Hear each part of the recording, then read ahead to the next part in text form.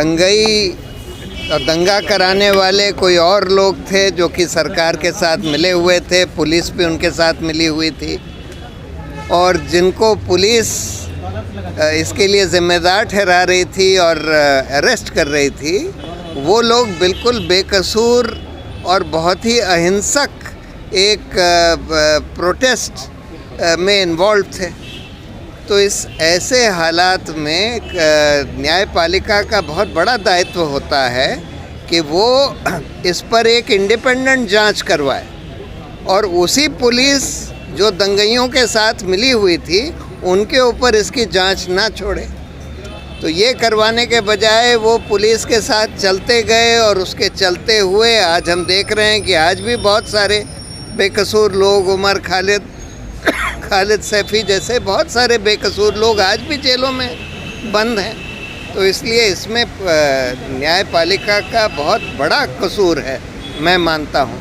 कपिल मिश्रा और अनुराग ठाकुर को लेकर हाँ, भी सुप्रीम कोर्ट ने भी गाइडलाइंस की है कि 3 महीने के अंदर बिल्कुल। देखिए, ये तो ऐसा तो कभी होना ही नहीं चाहिए कि 2 साल तक ऐसा आदमी जिसका वीडियो मौजूद है, भड़काऊ भाषण देता हुआ कह रहा है कि भाई हम अगर यहाँ से 24 घंटे में नहीं हटाया गया तो फिर हम कानून हाथ में ले लेंगे वगैरह वगैरह, और उसके खिलाफ कोई एक्शन ही नहीं होता, FIR तक नहीं होती। तो ये तो बहुत बड़ी नाकामी है न्यायपालिका की कि आज तक ये नहीं करा पाए। क्या दोबारा ये देखने को मिल सकता है कि अभी किसान आंदोलन सफल हुआ है? क्या दोबारा हम CAA को वैसे ही देख पाएंगे जैसे शाहीन बाग में देखा था? देखिए, CAA का आंदोलन भी एक तरह से सफल हो चुका है, क्योंकि आज तक NRC CAA को लागू नहीं किया गया है। तो इसलिए CAA का एक तरह से आंदोलन सफल ही आंदोलन था। ये दूसरी बात हुई कि उसके बाद दंगे करा दिए गए, फिर ये लॉकडाउन करा दिया गया, इसलिए उस वजह से ये प्रोटेस्ट दब गए। लेकिन बहुत ही ऐतिहासिक प्रोटेस्ट थे, और अगर ये CAA और NRC को फिर से लागू करने की कोशिश करते हैं तो मुझे कोई शक नहीं है कि इसके खिलाफ फिर से बहुत बड़े प्रोटेस्ट होंगे। सर, यहाँ से आप सेक्युलरिज्म की बात कर रहे हैं, और दूसरी तरफ मथुरा की सांसद हैं जो अब कह रही हैं कि मथुरा में भी मोदी जी को भव्य कृष्ण मंदिर बनवा कर देना चाहिए। देखिए, अब तो भाजपा और इस सरकार के पास कुछ रहा ही नहीं है, हर चीज़ में नाकाम रहे हैं। इस देश की इकोनॉमी को ध्वस्त कर दिया, इस देश के कानून व्यवस्था को ध्वस्त कर दिया, इस देश के संस्थानों को ध्वस्त कर दिया, इस देश की शिक्षा को ध्वस्त कर दिया, सब कुछ ध्वस्त कर दिया। तो अब बस मंदिर और कम्युनल पोलराइजेशन का ही आधार उनके पास रह गया है, तो यही सब कर रहे हैं। हिंदुस्तान में जब से ये मौजूदा हुकूमत आई है मोदी अमित शाह की, तब से लगातार हम देख रहे हैं कि मुसलमानों के ऊपर हर तरह के अत्याचार हो रहे हैं, सड़कों पर पीटा जा रहा है, मॉब्स के द्वारा उनको जलील किया जा रहा है, झूठी झूठी अफवाह फैलाकर मीडिया, सोशल मीडिया में, और कानूनी हक भी उनसे छीने जा रहे हैं। पूरी कोशिश है कि किस तरह से मुसलमानों को दूसरे दर्जे का नागरिक बना दिया जाए इस देश। और ये जो CAA था, ये पहला ऐसा कानून था जिसमें कि मुसलमानों का हक कानूनी रूप से छीनने के, इसके खिलाफ जो प्रोटेस्ट हुआ वो ऐतिहासिक है। वो किसी तरह से किसानों के प्रोटेस्ट से कम नहीं था। ये दूसरी बात है कि दंगे कराकर, जैसे नदीम ने बोला कि सरकार के द्वारा, पुलिस के द्वारा, भाजपा के नेताओं के द्वारा पूरी साजिश करके दंगे करवाए गए, और उसके बाद उन दंगों की आड़ में जो लोग प्रोटेस्ट कर रहे थे, जो कि सबसे इस देश में अभी तक जितने प्रोटेस्ट हुए होंगे, मास प्रोटेस्ट, उनमें से सबसे पीसफुल प्रोटेस्ट, जहाँ पे संविधान सिखाया जा रहा था, संविधान के मूल जो हैं वो सिखाए जा रहे थे, बच्चे सीख रहे थे, उन प्रोटेस्टर्स को जिन्होंने इतने एग्जेम्पलरी प्रोटेस्ट ऑर्गेनाइज किए, उन लोगों के ही ऊपर इस कॉन्स्पिरेसी का गढ़ दिया गया कि उन लोगों ने ये साजिश करके दंगे करवाए गए। और दुर्भाग्य की बात यह है कि खैर पुलिस तो उन दंगाइयों के संग शामिल थी।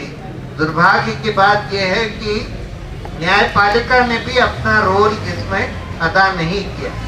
अगर न्यायपालिका अपना रोल ठीक से अदा करती तो आज ये नहीं होता कि इतने सारे लोग, बिल्कुल बेकसूर लोग जेल में बंद हैं और इतने सारे दंगाई कपिल मिश्रा वगैरह के जैसे आज खुले घूम रहे हैं और आज नेता बने बैठे हैं। तो लेकिन इस प्रोटेस्ट का कई लोग ये सोचते हैं कि प्रोटेस्ट खत्म कर दिया गया और उसका कोई नतीजा नहीं निकला, लेकिन मैं ये मानता हूँ कि उसका एक बहुत बड़ा नतीजा ऑलरेडी निकल चुका है कि अभी तक एनआरसी सीएए को इम्प्लीमेंट सरकार नहीं कर पाई। इतना बड़ा प्रोटेस्ट देखकर उसको नहीं कर पाई। लेकिन देखिए आज इस देश में जो दौर चल रहा है, हम लोग उससे सब वाकिफ हैं कि सिर्फ मुसलमानों के ऊपर ही नहीं अत्याचार हो रहा, वो तो खैर हो ही रहा है, लेकिन इस देश के सारे संस्थानों को ध्वस्त किया जा रहा है। चाहे वो इलेक्शन कमीशन हो, पुलिस को तो खैर ध्वस्त कर ही दिया गया है, एनआईए, सीबीआई, जितनी भी जांच एजेंसीज हैं उनको, ईडी, इनकम टैक्स, लेकिन उसके साथ साथ न्यायपालिका, मीडिया, इन सबको ध्वस्त किया जा रहा है। लेकिन एक ऐसा कल्चर प्रमोट किया जा रहा है, इसीलिए मैं कहता हूं कि इस देश में सिर्फ लोकतंत्र और संविधान ही नहीं खतरे में, इस देश में सभ्यता ही खतरे में, क्योंकि सभ्यता के ऊपर हमला किया जा रहा है। जिस तरह की गुंडागर्दी, जिस तरह के झूठ, जिस तरह की नफरत फैलाई जा रही है, ये तो हमारी बिल्कुल सभ्यता को ही खत्म कर देगा।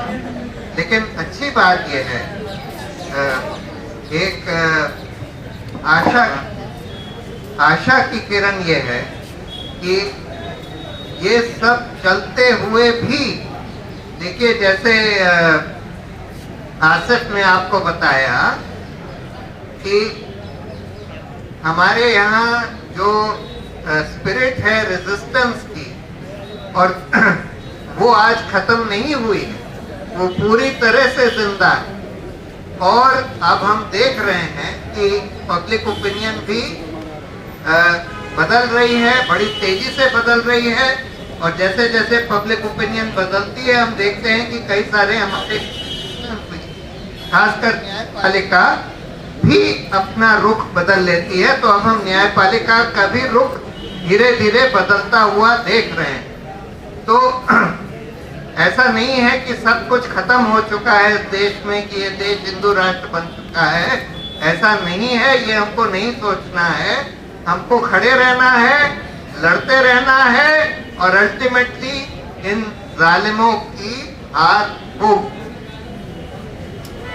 बहुत शुक्रिया।